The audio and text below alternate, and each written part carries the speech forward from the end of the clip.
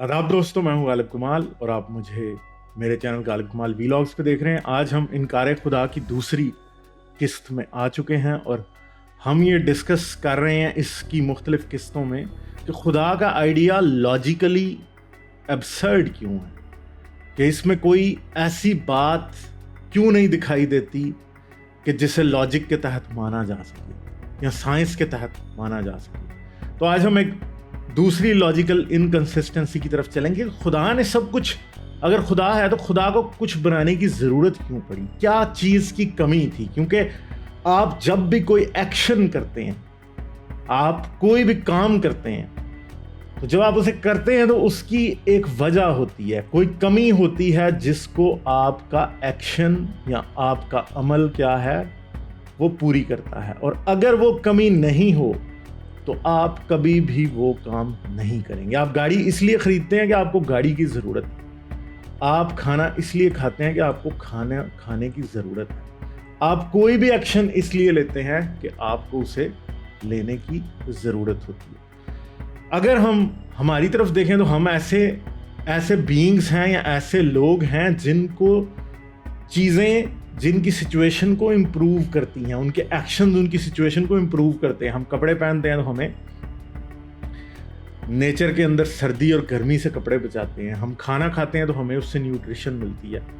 जो कुछ भी हम करते हैं सब कुछ हमारी बेहतरी की तरफ किसी ना किसी तरह से वो इन्वॉल्व होता है उसके अंदर। हमारे एक्शंस हमारी सिचुएशन को बदलते हैं।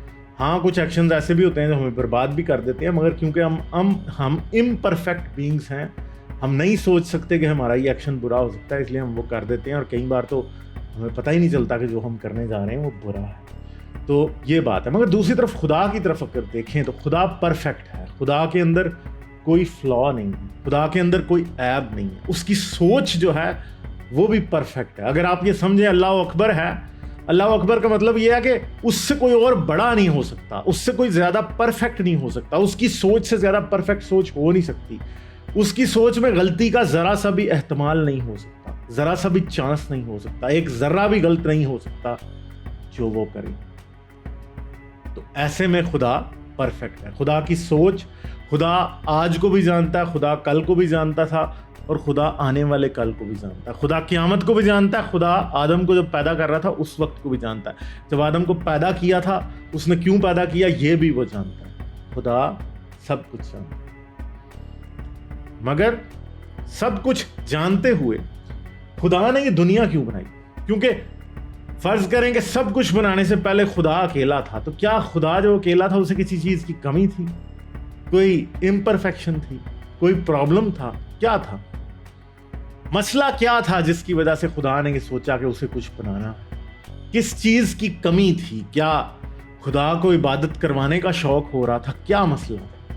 मगर अगर सोचा जाए तो खुदा जब अकेला एग्जिस्ट करता था तो तब तो हर चीज़ परफेक्ट थी।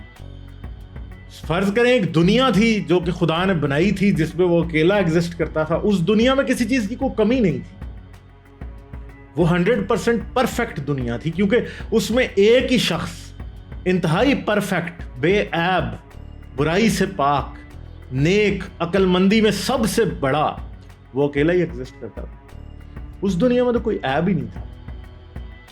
तो ऐसी सूरत में खुदा को क्या पड़ी कि उसने हमारी दुनिया बना दी जिसमें 100 ऐब हैं, जिसमें हम बीमार भी हैं, हम झूठे भी हैं, हम गुनाहगार भी हैं, हम बदकार भी हैं, हम हर किस्म की बुराई करने में मौजूद हैं। जानवर हैं तो उनको दर्द है, पूरी की पूरी कुदरत जो है वो दर्द के निज़ाम के ऊपर, दर्द के असूल के ऊपर बनी हुई है और हम उसमें मौजूद हैं। तो खुदा को क्या पड़ी कि उसने ये दर्द पैदा कर दिया, ये इम्परफेक्ट वर्ल्ड पैदा कर दी, क्योंकि जिस दुनिया में वो अकेला था वो तो परफेक्ट थी, फरिश्ते भी नहीं थे तो वो अकेला था, परफेक्ट, सब कुछ ठीक था, कोई मसला नहीं था। खुदा को ऐसा करने की ज़रूरत क्यों पेश आई? मगर हम दूसरी तरफ एक 10वीं सदी के क्रिश्चियन फिलोसोफर थे जिनका नाम था सेंट एंसलम। वो कहते थे कि हर इंसान के दिमाग में खुदा का तस्वर होता है, बल्कि जो मुल्हिद हैं या एथियस्ट हैं उनके दिमाग में भी खुदा का तस्वर होता है। और खुदा को लोग ऐसा समझते हैं कि वो सबसे परफेक्ट बीइंग है, कि उससे अच्छा شخص جو ہے وہ سوچا ہی نہیں جا سکتا, اس سے اچھی اینٹی کے بارے میں خیال ہی نہیں کیا جا سکتا.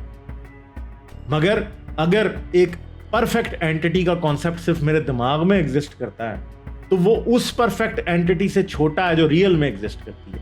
اور اس بات سے حضرت نے یہ نتیجہ نکالا کہ خدا واقعی ایگزسٹ کرتا ہے اور بالکل پرفیکٹ گاڈ ایگزسٹ کرتا ہے. اور اس سے نیسیسری بینگ کا کانسیپٹ نکلا, جس کو میں آگے پھر آنے والی قسطوں میں آگے نیسیسری بینگ کو بھی ہم ڈیبنک کریں گے, بات کریں گے. تو اسی اصول کو ذرا تھوڑا سا دیکھ لیتے ہیں کہ ایک ایسا خدا ہے جو کہ اکیلا کسی گاڈ ورلڈ میں یا کسی خدا کی دنیا میں رہتا ہے, جس کے اندر کوئی بھی عیب نہیں, کوئی کمی نہیں ہے, بالکل پرفیکشن ہے. اور ایک ایسا دوسرا خدا ہے جو کہ گاڈ ورلڈ میں تو رہتا ہے, مگر اس نے کیا کیا, اس نے ہماری دنیا بھی بنا دی جو کہ بالکل امپرفیکٹ, جس میں بہت سی کمیاں ہیں, بہت سے پرابلمز ہیں. تو اب ان دونوں خداؤں کو اگر آپس میں کمپیئر کیا جائے, ایک ایسا جس نے کوئی بری چیز آج تک بنائی ہی نہیں ہے, اور دوسرا ایسا جس نے درد, تکلیف, قدرت کے مظالم, آفتیں, طوفان, سونامی, بلیک ہولز, ہر چیز بنائی ہے, وہ خدا اس خدا جتنا بڑا نہیں ہو سکتا جس نے کبھی کوئی امپرفیکٹ چیز نہیں بنائی.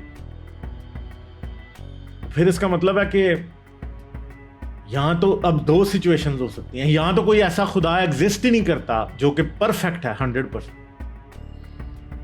کیونکہ اگر ایسا خدا ایگزسٹ کرتا ہوتا جو 100% پرفیکٹ ہے اور وہ کبھی کچھ غلط نہیں کرتا تو پھر آج ہم نے موجود نہیں ہوتا, کیونکہ اس نے تو اس پرفیکٹ سینس سے نکلنا ہی نہیں تھا نا. اور اگر ایسا کوئی خدا ہے جو کہ پرفیکٹ ہے 100%, تو پھر تو ایک کمپیوٹر کی طرح ہے. اور دوسری طرف اگر ایسا خدا ہے جو کہ امپرفیکشنز بھی ایگزسٹ کرتی ہیں اور وہ امپرفیکشنز کو چاہتے ہوئے بھی ختم نہیں کر سکتا, یعنی قدرت میں پین ایگزسٹ کرتی ہے, موت ایگزسٹ کرتی ہے, چیزیں ڈی جنریٹ ہوتی ہیں, ایوولوشن خود ہی ہوتی ہے. اگر خدا ان سب چیزوں کو الاؤ کر رہا ہے, یا خدا کا ان کے اوپر کنٹرول نہیں ہے, یا خدا چیزوں کو ایسے ہی چلنے دیتا ہے, تو اس کا مطلب پھر خدا تو نہ ہوا. خدا تو پھر ایسا ہوا کہ جیسے نیچر کے لاز ہیں کہ ان کو کسی چیز سے کوئی فرق نہیں پڑتا. یعنی نیچر کے لاز ایسے ہیں کہ ایک جانور کا گھونسلہ, ایک پرندے کا گھونسلہ ہے, اس میں کئی بچے ہیں اور وہ پرندہ مر جاتا ہے اور وہ بچے اس میں ہی کھانے کا انتظار کرتے کرتے بھوک سے مر جاتے ہیں. تو خدا تو اس میں انٹرفیئر اگر نہیں کرتا تو پھر تو قدرت بھی انٹرفیئر نہیں کرتی. تو پھر ایک ایسی قدرت جو کہ درد اور تکلیف کے اندر جانداروں کو مبتلا رکھتی ہے, اس میں اور اس طرح کے خدا میں کیا فرق ہے؟ کیونکہ قدرت تو ایک کمپیوٹر کی طرح ہے کہ جو کیلکولیشنز کسی وقت کے اوپر ڈفرینٹ فورسز آپس میں کر رہی ہوتی ہیں, نیچرل فورسز, ان کا رزلٹ جو ہے قدرت یا نیچر کے اندر سامنے آ جاتا ہے. تو اگر خدا بھی ایسا ہی ہے تو پھر اس کو خدا ماننے کی ضرورت کیا ہے؟ اگر واقعی کوئی ایسی اینٹی ہے جو کہ ان سب چیزوں کے لیے رسپانسبل ہے, مگر سب کچھ اپنے بہاؤ پہ, جس طرح اوپر سے ایک دریا نیچے کی طرف بہتا جاتا ہے اور دریا سیلاب بھی لے آتا ہے, دریا جو ہے وہ ڈبو کے مار بھی دیتا کسی کو, دریا برف کے تودے بھی لے کے ساتھ آ جاتا ہے, لوگوں کو مار دیتا ہے, اس کو کوئی پرواہ نہیں ہوتی. اس کے سامنے جانور آئے گا تو وہ مر جائے گا, انسان آئے گا تو وہ مر جائے گا.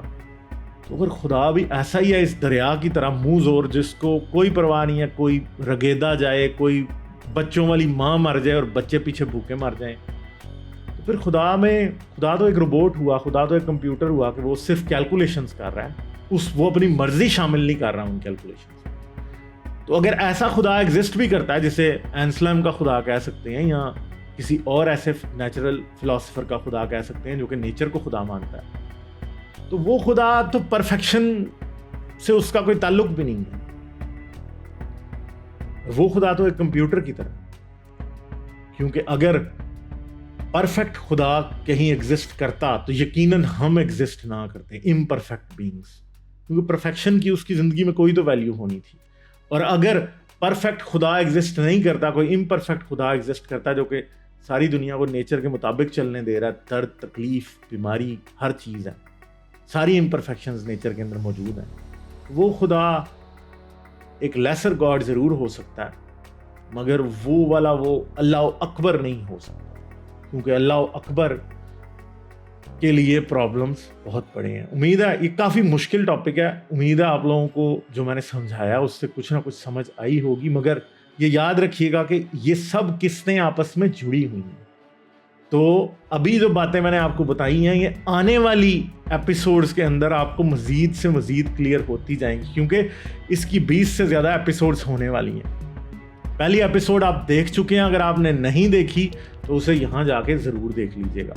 اور اس ایپیسوڈ کی اس سیریز کی پلے لسٹ یہاں پہ موجود ہے, پیٹریون پہ آپ مجھے یہاں سپورٹ کر سکتے ہیں. تو چلیں اس ویڈیو کو یہاں پہ اینڈ کرتے ہیں. امید ہے آپ کو سمجھ آئی ہوگی بات. ویڈیو کو لائک کر دیجیے گا, چینل کو سبسکرائب کر لیں, اسے اپنے دوستوں کے ساتھ شیئر کریں. آپ لوگ مجھے پیٹریون پہ سپورٹ کر سکتے ہیں. اپنا بہت سا خیال رکھیے گا. ملیں گے آپ سے اگلی ایپیسوڈ میں. آداب.